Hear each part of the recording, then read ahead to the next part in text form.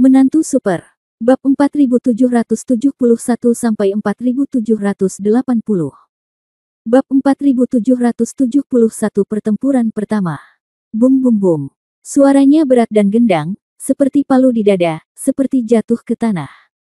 Tanah seakan bergetar ketika dihantam, dan hati semua orang kembali gemetar. Suara genderangnya sangat menggemparkan dan menyentuh hatinya. Satu hal yang ingin kukatakan, tim kavaleri Han San Qian cukup kuat. Aku pernah mendengar teriakan menggelegar mereka sebelumnya, tapi sekarang genderang yang berat ditabuh dengan liar, yang benar-benar membuat darah orang mengalir deras. Ya, tim kavaleri ini telah bertarung berhari-hari di luar. Sejujurnya, tidak peduli tim siapa, saya sangat mengaguminya. Dengan jumlah pasukan yang sedikit, sudah lama bertempur. Jika digantikan oleh pasukan lain, saya khawatir bahwa itu pasti sudah lama sekali. Sudah berakhir. Tidak buruk. Han San Qian menerima semua pujian ini. Ini juga layak diterima oleh kavaleri. Sejujurnya, jika kita tidak mempertimbangkan musuh tingkat tinggi di masa depan, kinerja kavaleri saat ini dapat dinilai tingkat S di hati Han San Qian, sempurna. ODTW. Lah. Namun jika mempertimbangkan masa depan, Han San Qian hanya bisa memberi nilai B. Mereka masih memiliki banyak ruang untuk perbaikan dan perlu menghadapi musuh yang lebih kuat. Jadi, yang sekarang bukanlah apa-apa. Aneh, genderang perang ditabuh di sini, mengapa? Pihak lawan tidak menyerang. Ya, mereka sudah begitu agresif dalam bertahan, apa yang dilakukan pihak lawan. Melihat sekeliling, meskipun pihak Scar semangatnya tinggi, tapi tidak ada niat untuk menekan mereka sama sekali. Para prajurit selalu ada dan berdiri diam. Kalian tidak akan berhenti berkelahi, kan? Tidak mungkin pihak lain merasa takut. Semua orang membicarakan satu sama lain. Han San Qian sedikit mengernyit dan mengangkat kepalanya untuk melihat ke pihak lain. Di permukaan, sepertinya tidak ada yang aneh, tetapi Han San Qian segera menemukan energi hitam yang terus-menerus di belakang pasukan. Meski Han San Qian terbaring datar akhir-akhir ini, bukan berarti Han San Qian benar-benar tidak memperhatikan perang yang akan datang. Dilihat dari tingkat energi hitamnya, jelas lebih kuat dan lebih melimpah dibandingkan hari-hari sebelumnya, dan jumlahnya pasti lebih dari 2 kali lipat. Pihak lain mendapat bala bantuan, Luo Jin berbicara. Bala bantuan? Ya Tuhan, bukan. 800.000 tentara mengepung kota Yetian, tapi ada bala bantuan di belakangnya. Jika itu masalahnya, lalu bagaimana kita bisa melakukannya? Tentara berkekuatan 800.000 ini cukup untuk bunuh Han. Untuk membunuh resimen kavaleri secara instan. Jika kita membutuhkan bala bantuan, itu bukan. Seseorang juga mengatakan sesuatu saat ini, saya mendengar bahwa tidak hanya ada bala bantuan, tetapi jumlah bala bantuan sangat besar, jutaan orang. 1 juta. Itu tidak berarti hampir 1 juta orang. 2 juta orang. Sial, apakah kamu menyerang 1 orang? Atau apakah kita iblis akan menyerang dataran tengah? Skala ini memang tidak berlebihan, cukup menyerang suatu negara atau suatu wilayah. Medan perang yang melibatkan 2 juta orang dan kuda tidak bisa dikatakan epik, tapi setidaknya berskala besar. Luo Jin melirik Han San Qian dengan tenang, ingin tahu apa ekspresinya sekarang, tetapi kecewa karena Han San Qian tidak tergerak sama sekali, dan masih memiliki sedikit senyuman di wajahnya. Hei, lihat, Han San Qian tidak bereaksi sama sekali, kan?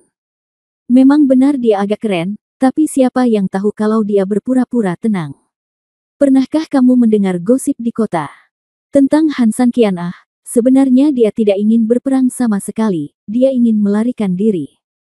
Ya, aku juga pernah mendengar bahwa dia sengaja mengirim resimen kavaleri ke garis depan, sehingga begitu terjadi perkelahian, dia bisa mundur. Diam-diam sendirian. Tadi malam, dia juga diam-diam pergi ke lumbung dan membeli banyak gandum, mungkin untuk digunakan di jalan. Perang sudah dekat, dan kita menghadapi musuh yang begitu kuat. Itu normal bagi kita untuk melakukannya. Melarikan diri jika kita tidak bisa mengalahkannya. Itu sifat manusia, dan kamu tidak perlu terlalu mengejek. Sebenarnya tidak ada yang perlu ditertawakan, tapi aku ingin mengatakan bahwa itu semua karena beberapa orang terlalu suka pamer. Senyuman Han San Qian berubah sedikit pahit, tapi tidak ada yang salah dengan itu. Gagasan untuk menghentikannya, bagaimanapun juga, orang punya mulut sendiri, dan Anda tidak bisa mengendalikan apa yang orang lain katakan. Namun, Han Sanqian bahkan tidak pernah berpikir untuk menjadi pembelot, apalagi mengetahui bagaimana melakukannya. Dia menatap matahari di langit, mata Han Sanqian dalam, kamu akan segera mengerti.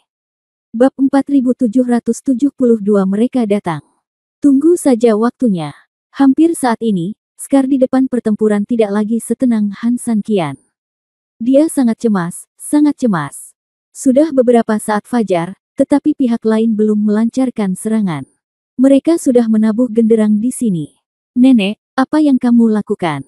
Letnan Jenderal, bawahanku ada di sini. Apa yang terjadi di seberang jalan?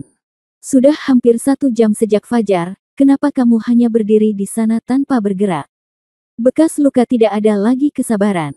Dengan temperamennya, dia akan memukulnya jika dia mau, dan dia pasti tidak akan sanggup menanggung tindakan yang membosankan.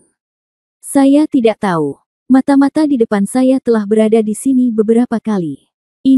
Saya tidak tahu mengapa mereka berdiri di sana. Kita tidak bisa membiarkan mata-mata menangkap 2 dari mereka di antara begitu banyak orang. Mari kita bertanya apa yang terjadi. Bawahannya juga berkata tak berdaya. Scar terdiam, sialan, orang-orang ini sengaja menyeret kita.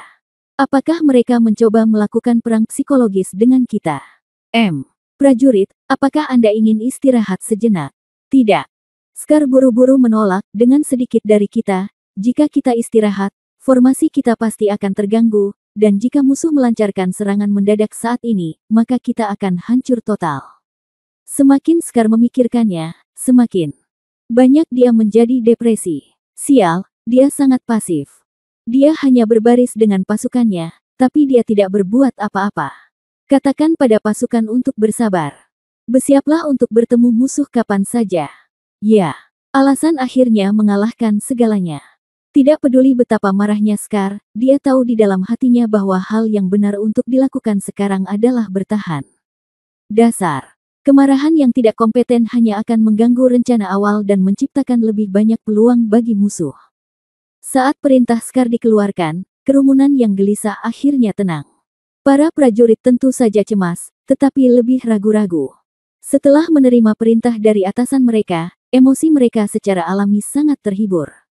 Prajurit didasarkan pada prinsip mematuhi perintah. Penantian ini berlangsung lebih dari 3 jam. Dari rasa panas yang tersisa hingga rasa sakit akibat sinar matahari, bahkan bagi pasukan beruang kutub yang berkualifikasi tinggi, itu adalah siksaan ganda baik pada pikiran maupun tubuh yang membuat orang merasa sangat tidak nyaman. Berpakaian seperti ini dengan barang bawaan yang tebal, sekelompok orang mudah lelah dan mudah kepanasan, di bawah terik matahari tentu perasaan ini semakin tidak nyaman. Ditambah lagi, sangat sulit untuk selalu membuang-buang waktu oleh orang lain. Komandan, ini hampir tengah hari, dan pasukan musuh masih belum bergerak. Bawahan itu terdiam. Wajah Scar dingin, dan dia menahan amarah di dalam hatinya dan berkata, para gangster ini, saya tidak tahu apa yang mereka lakukan. Apakah Anda punya pendapat? Saudaraku, saya tidak tahu. Tapi, kalau dilihat dari penampilan mereka, mereka tidak tahu. Anda ingin menyerang kami di siang hari saat kami sedang makan, kan? Setelah bertarung selama berhari-hari, kedua belah pihak pada dasarnya akrab satu sama lain. Legiun beruang kutub tahu bahwa serangan lawan adalah paling lemah di siang hari, jadi mereka selalu menjadikan siang sebagai waktu makan. Sebaliknya, musuh memang bisa memanfaatkan kesempatan ini untuk menyerang mereka secara diam-diam. Tepat ketika Scar hendak menyetujui pendapatnya, bawahannya menggelengkan kepalanya lagi, tapi bukan itu masalahnya. Ada begitu banyak dari mereka, sama sekali tidak perlu mempermainkan kita. Dan jika kita mau membuat serangan mendadak, bukannya dia menempatkan begitu banyak orang di depan formasi. Bukankah ini membuktikan bahwa dia benar-benar merusak rencana serangannya? Banyaknya orang pasti akan menarik perhatian pihak lain. Jika pihak lain memperhatikannya, wajar saja jika melancarkan serangan diam-diam. Maknanya hilang sama sekali. Oleh karena itu, setelah dia mengungkapkan idenya sendiri, dia segera menolaknya. Bukan ini, bukan itu, ada apa? Aku tidak percaya. Mereka seharusnya tidak mengajak begitu banyak orang bermain dengan kita, kan? Kata Scar dengan marah. Ini jelas bukan lelucon, Komandan. Mereka pasti punya tujuan. Kita tidak perlu marah atau cemas tentang hal ini. Mari kita tunggu. Scar memikirkannya dan akhirnya mengangguk. Ini adalah satu-satunya pilihan saat ini. Sekitar 2/4 jam berlalu dalam penantian yang menjengkelkan, dan matahari perlahan naik ke puncak. Siang telah tiba. Wow! Teriakan panjang tiba-tiba terdengar di formasi musuh, dan kemudian, semua kavaleri besi berguncang dengan keras, dan tanah berguncang.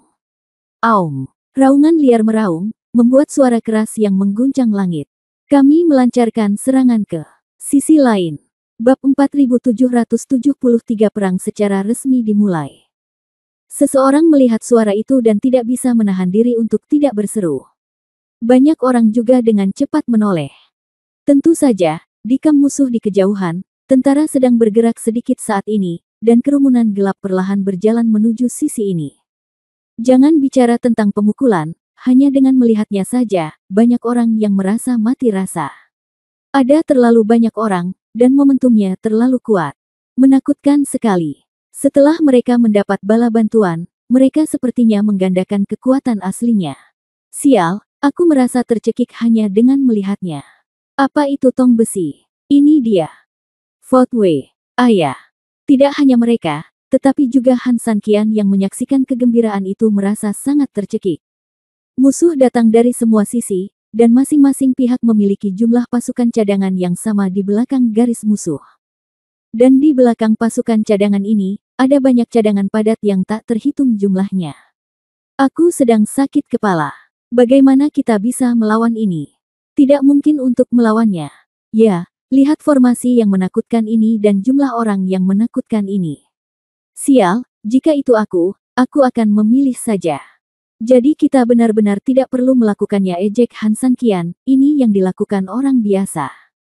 Tapi kita harus sangat menghormati resimen kavalerinya. Terpuji atas keberanianmu untuk tetap berdiri di depan dan tidak mundur saat ini. Geng kavaleri ini, aku benar-benar tidak perlu berkata apa-apa. Siapa nama mereka? Korps Beruang Kutub, kan? Baiklah, aku ingat sekali nama itu. Tidak ada alasan lain selain keberanian mereka hari ini.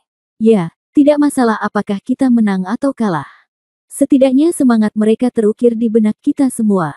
Sementara semua orang menyesali kekuatan pasukan musuh, mereka juga memberikan penghormatan tertinggi kepada Legiun Beruang Kutub. Memang benar, mereka sungguh luar biasa.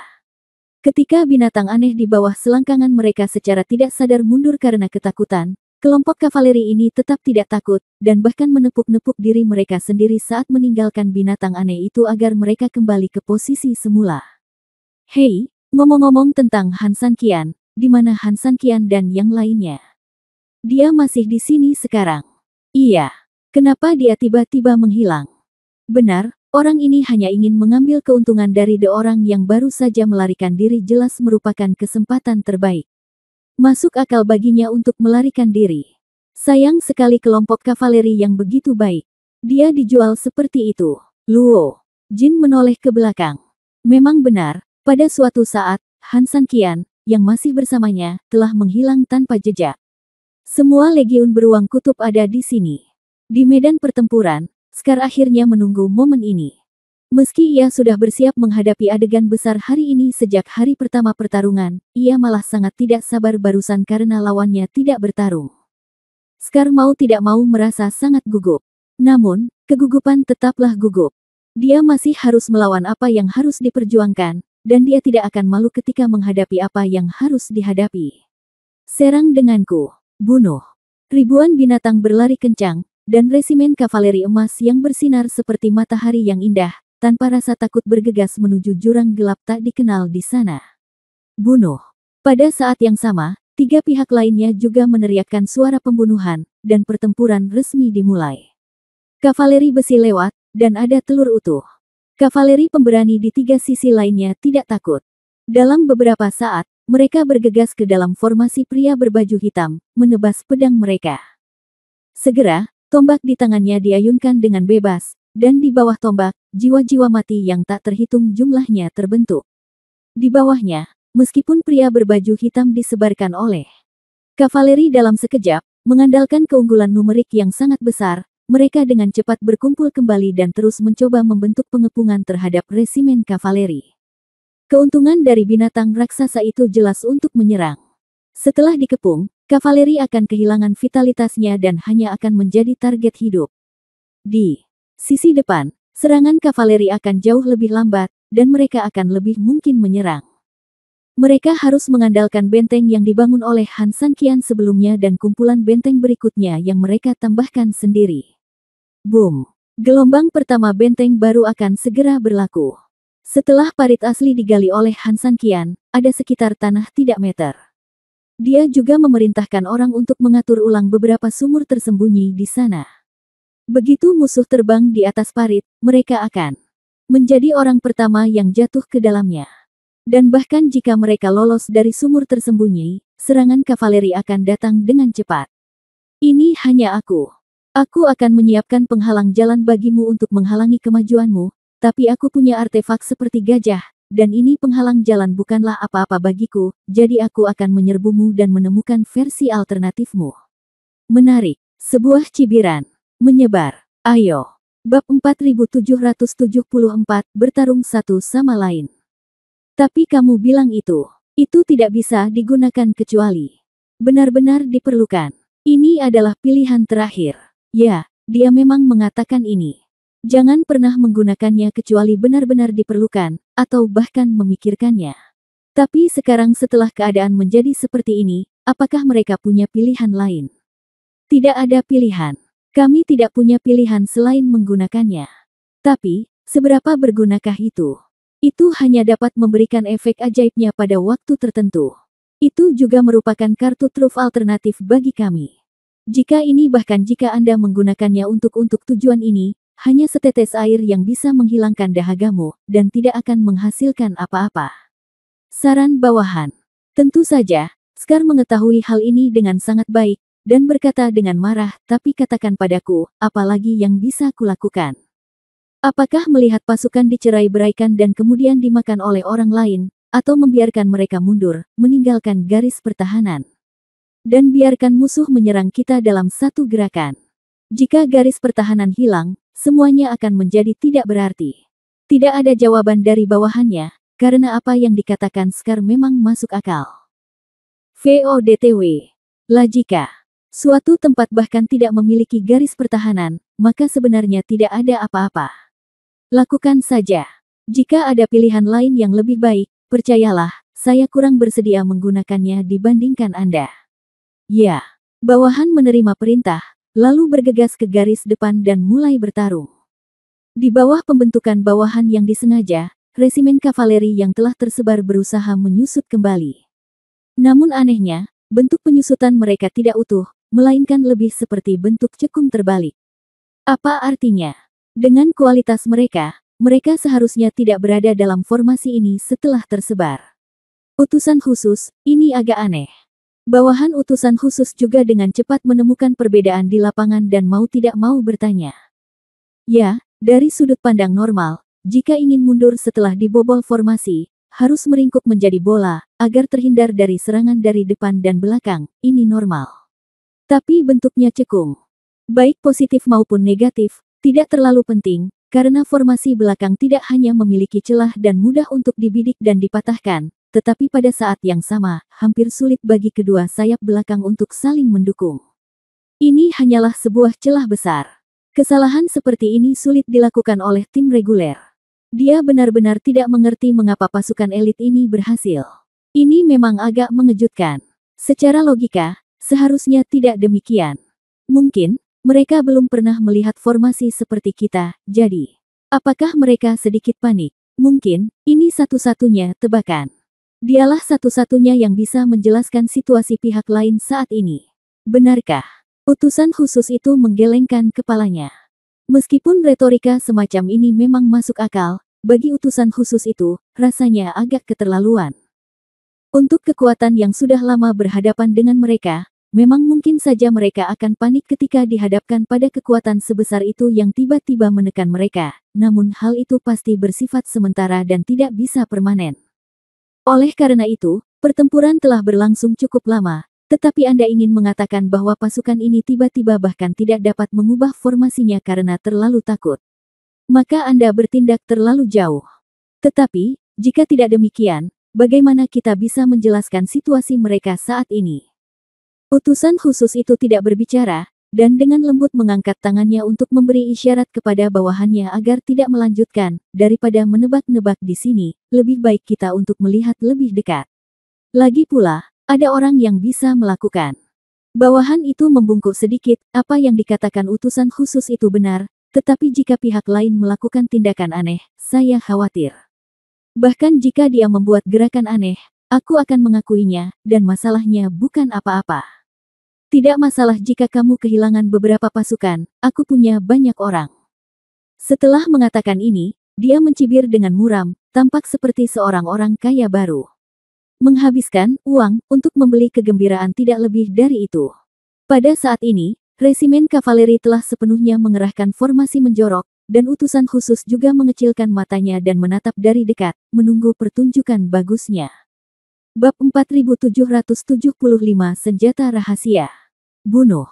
Tiba-tiba terdengar teriakan, dan Scar terlihat mengenakan baju besi emas dan memegang pistol emas, meraung ke arahnya. Apakah dia gila? Meski penuh momentum, masuk sendirian agak konyol bukan? Tapi ketika ide ini pertama kali terlintas di benak mereka, bahkan sebelum mereka bisa mengucapkan sepatah kata pun, tiba-tiba. Aum, serang. Sebuah tim emas yang terdiri dari 10.000 orang, totalnya 10.000 orang, muncul dari udara tipis dan roboh. Titik tengah dari kepala datar cekung itu juga dengan cepat menyingkir. Dalam sekejap, sepertinya sebuah koridor dibuka langsung untuk pasukan 10.000 orang ini. Dan melalui koridor ini, kavaleri besi mulai melaju kencang, membidik orang-orang berbaju hitam yang mencoba mengepung mereka dan membunuh mereka secara langsung. Orang-orang malang berbaju hitam awalnya berencana untuk mengepung kelompok orang ini, dan mereka pada dasarnya telah membentuk formasi, tetapi mereka tidak menyangka bahwa sekelompok pasukan lain akan tiba-tiba muncul di sini.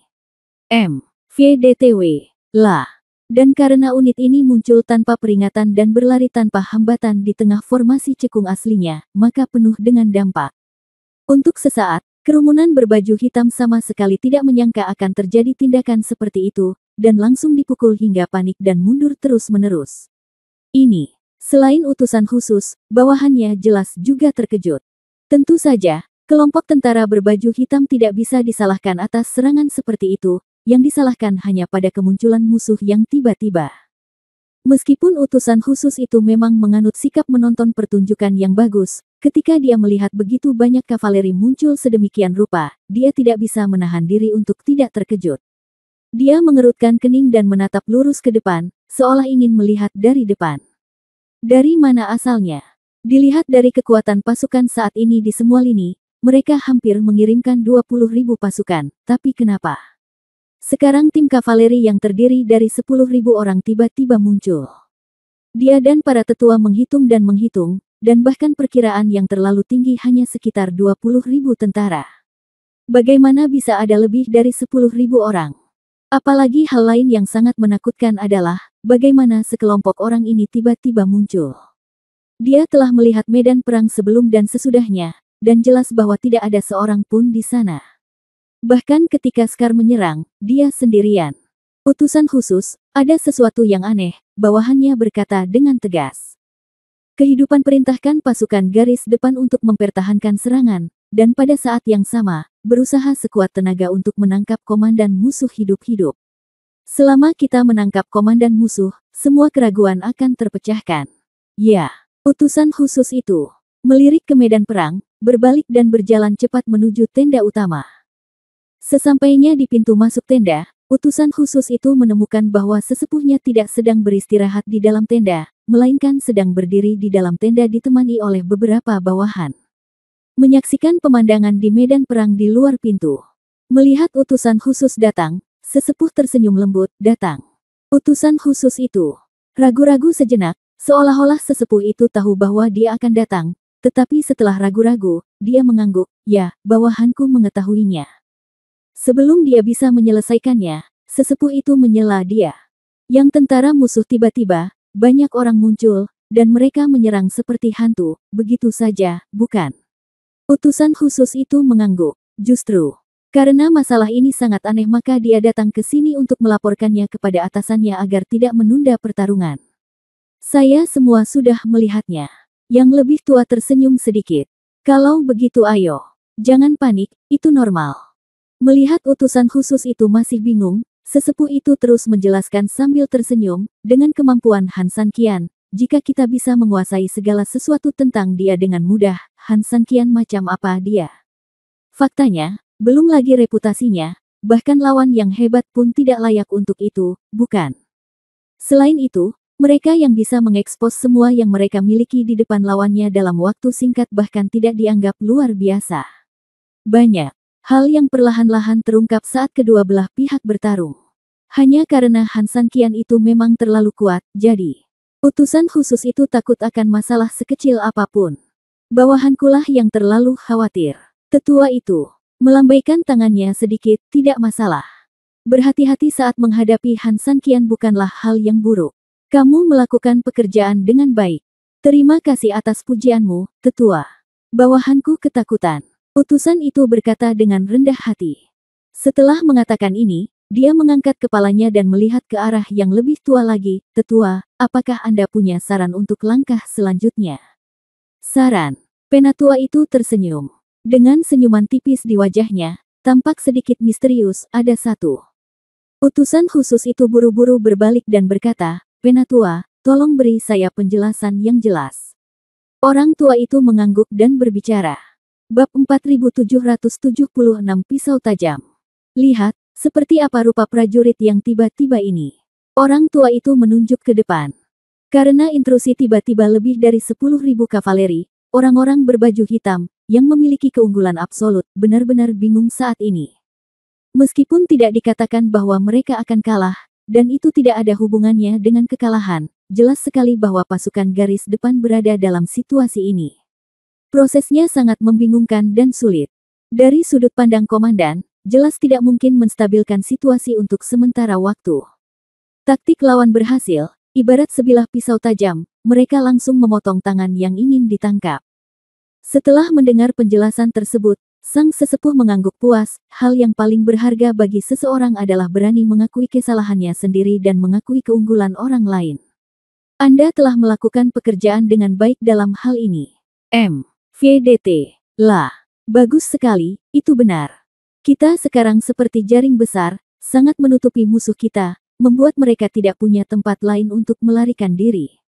Tapi musuh kita tidak punya tempat untuk melarikan diri. Mengulurkan belatinya, mencoba untuk potong jaring kita, lalu apa yang harus kita lakukan? Utusan khusus itu mengerutkan kening dan berpikir dengan hati-hati. Lepaskan belati ini. Sang tetua mengangguk lagi, ya, kita harus melepas belatinya, agar jaring kita tidak rusak, tapi bagaimana menurutmu, bagaimana cara melepaskannya? Dengan kekuatan jumlah kita pasti akan melakukannya. Rebut itu. Tetapi di bawah tekanan, tidak dapat dihindari bahwa bilah tajam itu akan terekspos secara tidak sengaja dalam jarak dekat dengan musuh, sehingga langsung memotong jaring. Utusan khusus itu menundukkan kepalanya, tolong. Biarkan para tetua memperjelasnya. Wajar jika kita mempertajam sisi yang tajam. Kita mempunyai banyak orang dan kita tidak perlu takut. Oleh karena itu, tidak perlu gugup atau bertindak terlalu tergesa-gesa.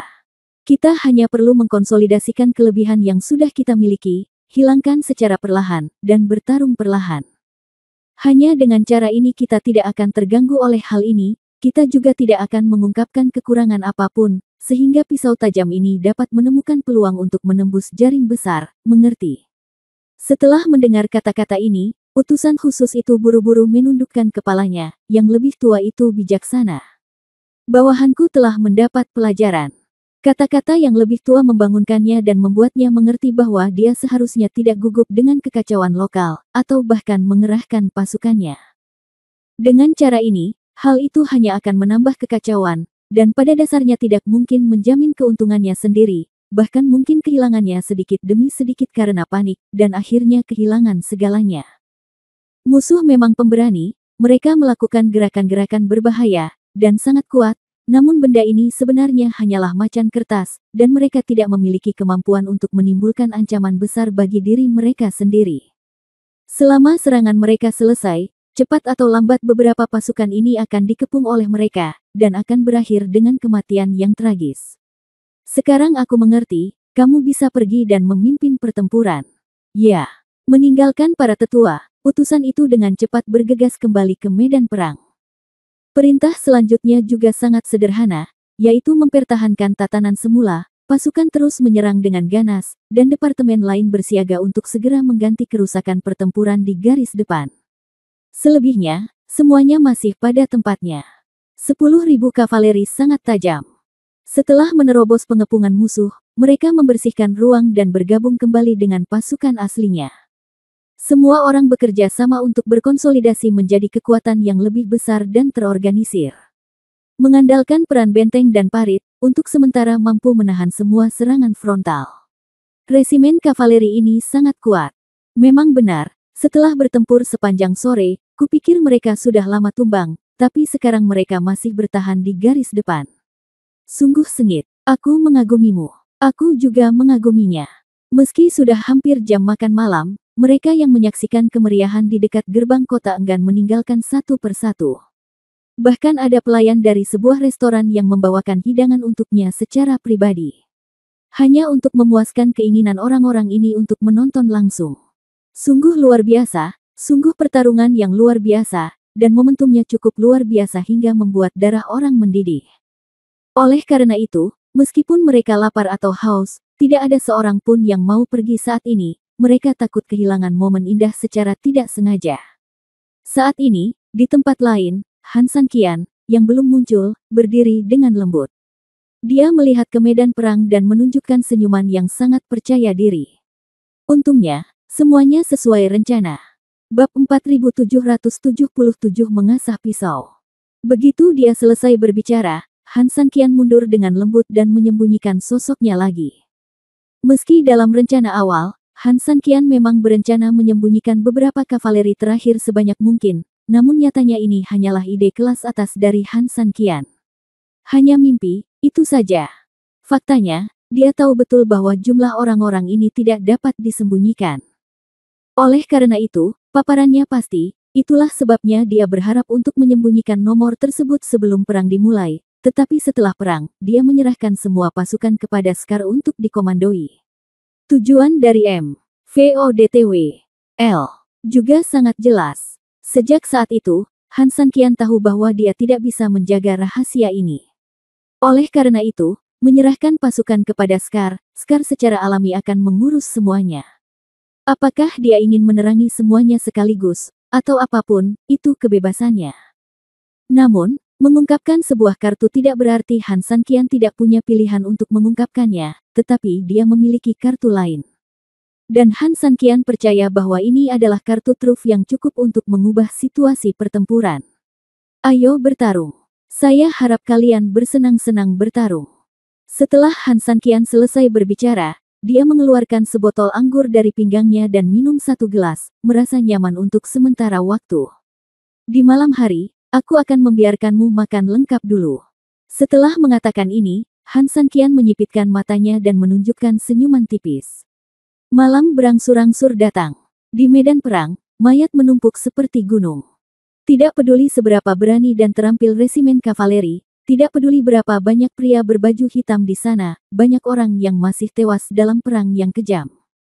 Energi hitam tersebut bisa menyebar secara perlahan dan akhirnya menghilang ke udara. Namun meski begitu, masih belum ada waktu untuk menghilang karena terlalu banyak yang mati.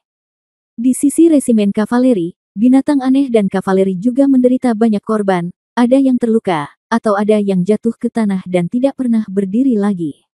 Namun, bagusnya pertarungan itu akhirnya berhenti sejenak. Komandan, para prajurit sedikit lelah. Namun, hari baru saja tiba. Saya yakin musuh pasti tidak akan menghentikan sementara perang dengan kita dan bertempur lagi setelah fajar. Ya, dalam perang konvensional, kedua belah pihak mungkin memang memperlambat serangan mereka setelah gelap.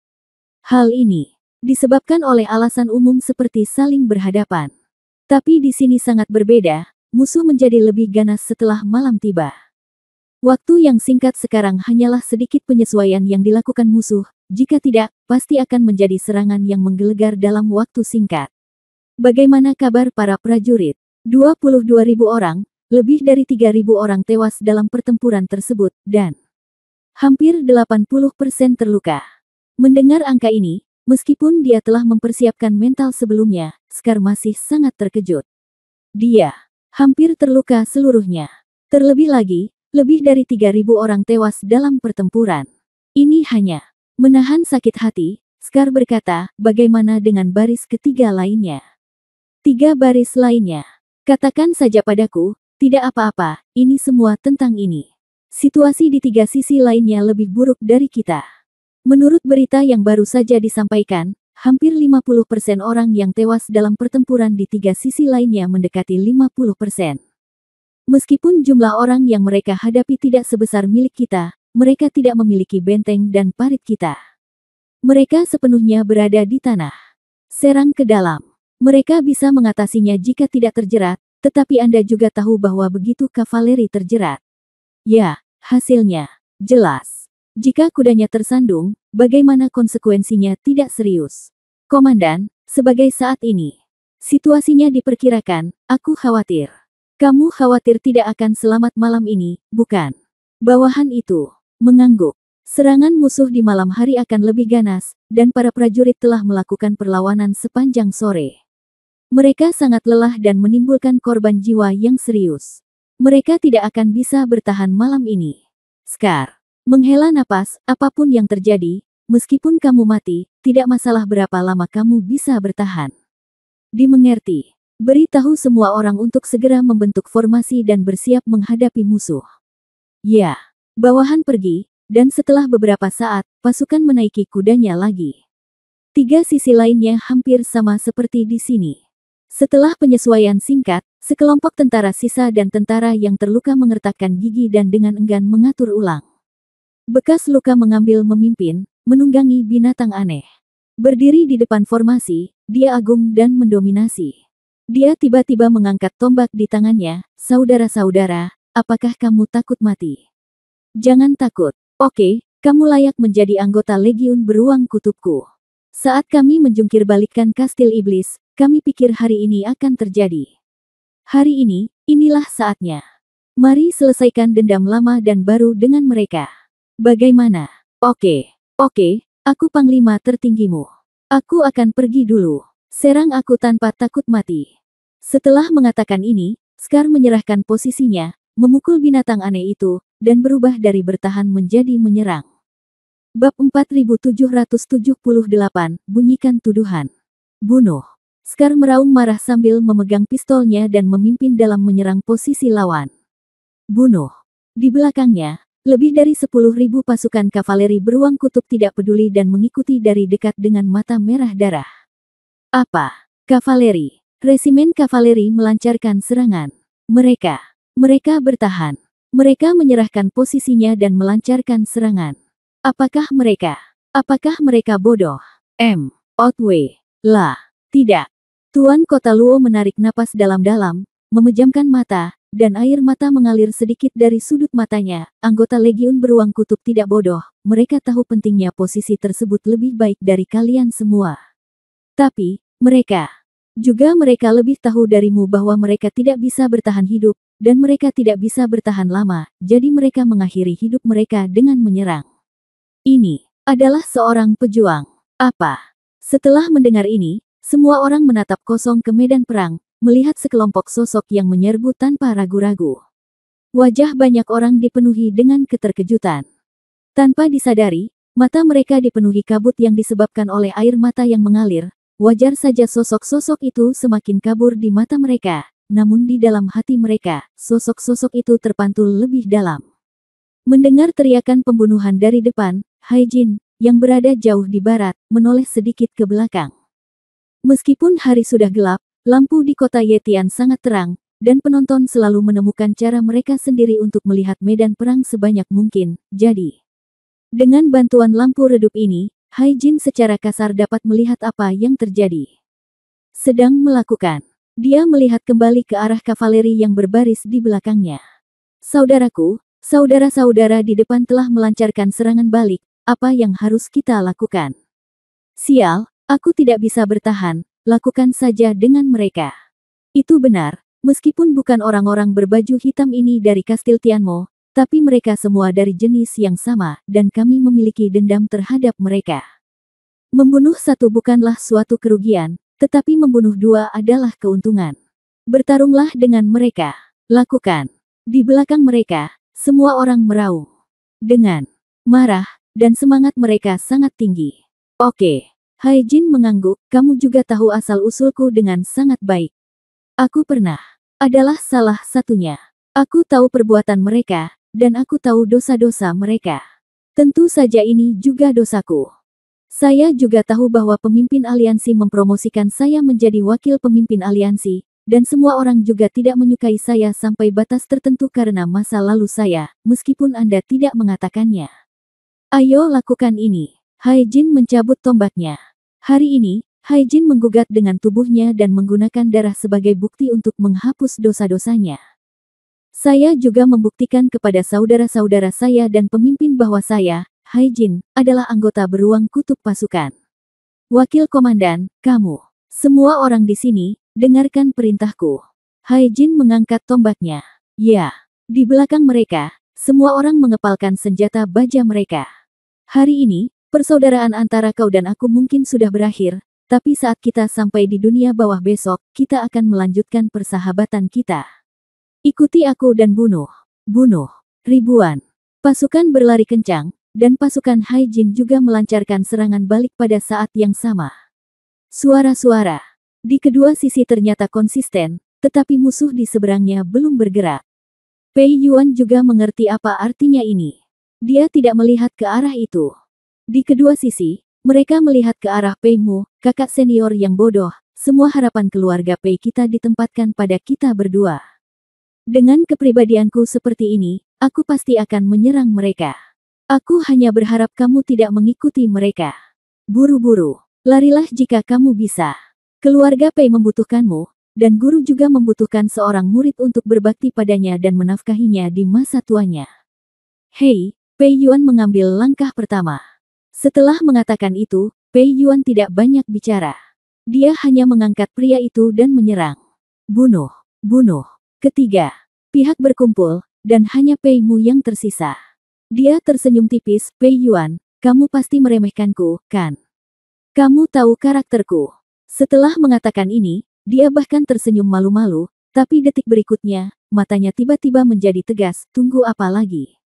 Buru-buru padaku. Bunuh. Tiba-tiba, situasinya berbalik. Korps kavaleri beruang kutub, yang semula dikepung di semua sisi, melakukan serangan balik secara kolektif. Bab 4779, Kekuatan Ilahi akan datang. Bunuh. Bunuh. Suara pembunuhan ada di mana-mana, dan kerumunan orang heboh. Untuk sesaat, saya bisa melihat di luar kota Yetian, serangan balik dari semua sisi, dan perang berkecamuk. Musuh yang saling berhadapan tidak pernah membayangkan situasi seperti itu akan terjadi. Meskipun mereka memiliki keuntungan dalam situasi pertempuran, menghadapi dampak seperti itu dan serangan balik yang begitu tinggi, bahkan mereka benar-benar tercengang. Hanya dalam momen yang mencengangkan ini, dengan kecepatan kavaleri, mereka sudah sampai di depan formasi musuh dalam sekejap. Dengan tusukan tombak mereka langsung menyerbu ke dalam formasi musuh. Tiba-tiba pasukan musuh menjadi panik, dan untuk beberapa saat mereka terlalu lelah untuk menghadapinya, atau terlalu lelah untuk lari menghindari tepiannya.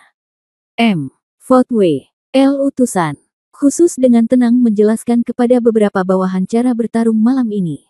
Tiba-tiba, mereka mendengar suara pembunuhan di luar formasi. Beberapa orang merasakan ada yang tidak beres, buru-buru bangun, dan bergegas keluar tenda, di luar. Berdiri di depan pintu tenda, beberapa orang dapat melihat dengan jelas ada api dan suara pembunuhan di bawah. Pada saat ini, seorang bawahan buru-buru datang untuk laporkan ke utusan khusus, musuh.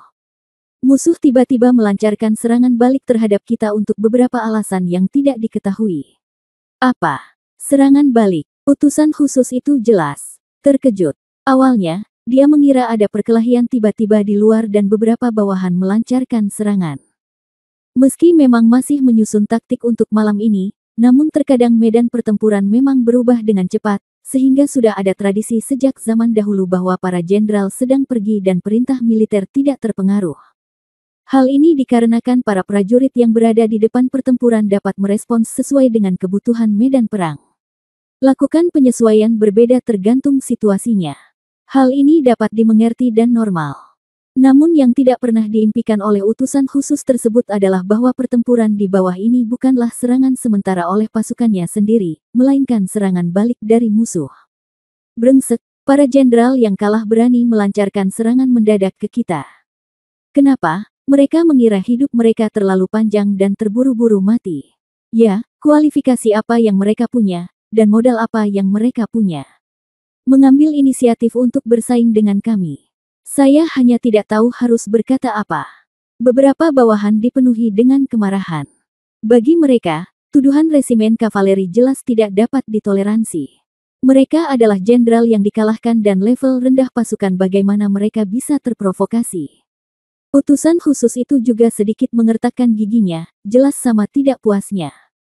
Utusan khusus, musuh tiba-tiba melancarkan serangan. Tentara kita tidak siap menghadapinya dan lengah. Formasi kita kerugian sebelumnya terbilang besar dan situasinya agak kacau. Bawahan yang datang untuk melapor menundukkan kepalanya dan berbisik pelan. Utusan khusus itu mengepalkan tinjunya, sampah. Mereka benar-benar sekelompok sampah, tidak bisakah mereka menahan serangan balik belaka? Utusan khusus, kita tidak bisa terlalu menyalahkan prajurit garis depan. Lagi pula, pasukan musuh sedang menunggang kuda dan didorong oleh binatang buas yang sangat besar. Mereka untuk membubarkan formasi. Medan perang berada dalam kekacauan. Ya, satu-satunya hal yang patut disalahkan adalah ketidaktahuan para pasukan kavaleri ini. Utusan khusus, situasinya sekarang kacau dan semangat lawan sedang tinggi. Saya sarankan agar pasukan cadangan segera dimobilisasi. Pertama, akan mengisi kembali pasukan garis depan dan pada saat yang sama, akan membantu tentara kita segera memulihkan posisinya. Kedua, menekan pasukan musuh dan menghilangkan kesombongan mereka. Bawahan saya setuju. Kami juga setuju. Setelah mendengar beberapa bawahan menyetujui satu persatu, utusan khusus tersebut pun mengetahui bahwa ini memang cara yang paling sederhana dan efektif, tapi kami sudah berperang dalam perang ini. Namun tiba-tiba saya diminta untuk mengerahkan pasukan cadangan dalam jumlah besar. Apakah kamu benar-benar ingin aku melakukan ini? Rasanya agak memalukan. Beberapa bawahan menundukkan kepala dan tidak bisa berbicara satu sama lain. Ini benar. Lagi pula, ketika pasukan cadangan tidak bisa bergerak, mereka sudah melipat gandakan jumlah mereka lebih dari 6 kali lipat. Tapi sekarang, bagian yang saya perintahkan, ya. Perintahkan pasukan cadangan semua kementerian untuk segera bergabung dengan pasukan garis depan, mengisi kembali formasi, dan melancarkan serangan balik. Pastikan untuk menyingkirkan resimen kavaleri ini untukku. Mereka berani melancarkan serangan balik terhadap kita, tapi mereka sama sekali tidak menganggap kita serius. Saya ingin mereka merasakan kekuatan kita. Bawahanku patuh. Begitu dia selesai berbicara, bawahannya segera berbalik dan meniup klakson. Di bawah klakson yang aneh dan berirama, pasukan cadangan yang berada di belakang pasukan depan juga segera bergerak. Ya, setelah memerintahkan pasukan cadangan untuk bergabung dalam pertempuran, berikan aku cara terkuat untuk menyerang musuh. Tidak ada belas kasihan yang akan diberikan. Aku ingin kavaleri pemberani ini membayar harga yang akan mereka sesali selamanya. Ya, detik berikutnya, klakson tajam berbunyi lagi. Ini adalah sinyal serangan yang dahsyat. Bab 4780, luar biasa. Di bawah, ketika pasukan cadangan mendengar terompet kedua, mereka semua memahami keseriusan situasi dan tekad di atas. Suara pengisian dan serangan balik baru saja dibunyikan, dan detik berikutnya sinyal serangan sengit diluncurkan. Umumnya dalam hal ini perintahnya agak berulang. Karena serangan balik sendiri artinya menyerang musuh, tapi sekarang ditambah serangan yang ganas, bukankah ini berulang? Namun semakin sering dilakukan, semakin kuat keinginan untuk menyerang. Oleh karena itu, semua orang di pasukan cadangan tahu betul bahwa mereka harus bekerja keras. Saudara-saudara, pernahkah kamu mendengarnya? Pernahkah kamu melihatnya juga? VODT. La Komandan. Pasukan cadangan penyerang frontal juga sedang menyampaikan pidato sebelum pertempuran kali ini. Pasukan sudah siap berangkat, Terompet ditiup 2 kali berturut-turut, sudah terbukti dengan sendirinya, yang harus dia lakukan hanyalah memerintahkan pasukannya untuk melakukan pertempuran yang indah dan menghembuskan nafas yang dahsyat. Pasukan kecil musuh telah menyerang kita satu demi satu, dan hari ini mereka bahkan lebih berani mengambil inisiatif untuk menyerang tentara kita. Tampaknya mereka tidak menganggap kita serius sama sekali. Jadi saudara-saudara, menurut Anda apa yang harus kita lakukan? Lakukan. Bunuh, bunuh, bunuh. Jawab para jenderal, suara mereka gemetar bersamaan. Oke, itu bagus. Semuanya. Ya. Dengarkan perintahku dan segera perkuat garis depan. Lalu, dalam waktu sesingkat-singkatnya, berikan kerusakan terbesar pada para pencuri ini. Ya, masuk. Komandan itu berteriak dan tiba-tiba melambaikan tangannya. Pasukan cadangan segera membentuk tim dan bergegas ke medan perang untuk mendukung pasukan depan. Dalam formasi tentara depan, mantan panglima tentara yang memimpin pasukannya berperang berada dalam keadaan malu, dan wajahnya juga dipenuhi amarah yang tiada taraf. Dia benar-benar kesal dan tertekan. Setelah bertarung berhari-hari, hanya mereka yang menyerang musuh. Kapan giliran musuh yang menyerang mereka? Hal ini benar-benar membuat orang marah, namun pasukannya terlalu terpencar dan kacau saat ini, dan sulit baginya untuk mengatur serangan balik secara efektif, sehingga ia hanya bisa merasa tertekan di dalam hatinya dan menderita di wajahnya. Komandan, bala bantuan datang. Ketika dia mendengar bawahannya berteriak, dia tiba-tiba berbalik. Benar saja, beberapa ratus meter jauhnya, bala bantuan sudah menuju ke sini. Sial, kamu datang tepat waktu, aku sedang terbakar sekarang. Komandan sangat gembira, dan kemudian berteriak, saudara-saudara, tunggu, bala bantuan akan segera datang. Dengan celah antara kedua belah pihak, bala bantuan paling-paling akan datang. Ini hanya masalah 1 menit. Mendengar bala bantuan datang, sekelompok orang yang tersebar tiba-tiba mendapatkan kepercayaan diri. Mereka perlahan pulih dari kepanikan dan mulai membentuk formasi skala kecil yang teratur, dan mencoba menyerang kavaleri secara terbalik. Secara logika, Scar seharusnya sedang mundur bersama anak buahnya saat ini. Bagaimanapun juga, bala bantuan lawan telah tiba, dan efek kejutan dari pecahnya formasi telah hilang. Mundur saat ini tidak hanya mencapai tujuan membunuh musuh, tetapi juga meminimalkan kerugian diri sendiri. Namun sayang sekali Scar telah bersiap untuk hidup atau mati dan memimpin kavaleri untuk bertarung sampai mati. Oleh karena itu, meskipun musuh mengetahui bahwa bala bantuan akan datang dan memiliki kepercayaan diri, mereka masih merasa sulit untuk melawan kavaleri yang putus asa. Saudaraku, bunuh, bunuh. Pasukan kavaleri marah, dan binatang aneh di bawah mereka juga mengamuk. Tidak diragukan lagi mendominasi. Resimen kavaleri ini benar-benar berniat untuk mati di dalam. Seorang pejalan kaki berkata dengan berlinang air mata, bala bantuan telah tiba. Jika mereka tidak pergi, itu akan terlambat. Setelah bala bantuan datang mengepung mereka, mereka akan memiliki sayap bahkan jika mereka memiliki sayap. Kita pasti tidak akan bisa terbang. Kasihan sekali para prajurit ini. Hei! Kerumunan penonton menitikkan air mata, memandangi kavaleri yang benar-benar putus asa untuk hidup mereka, benar-benar tenggelam dalam kesedihan. Luo Jin juga menghela nafas panjang, Han Sanqian, kamu seharusnya tidak. Legiun yang begitu berani, kenapa? Kenapa kamu ingin menyerah? Tahukah kamu bahwa legiun seperti itu hanya bisa ditemui tetapi tidak dicari?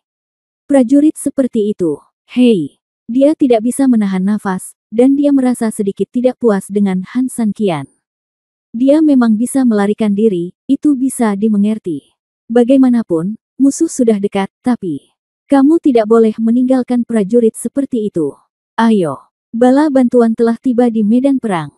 Mereka hanya berjarak beberapa puluh langkah dari kavaleri. Dalam sekejap, mereka dapat mengepungnya. Namun, pada saat ini, bayangan hitam tiba-tiba muncul.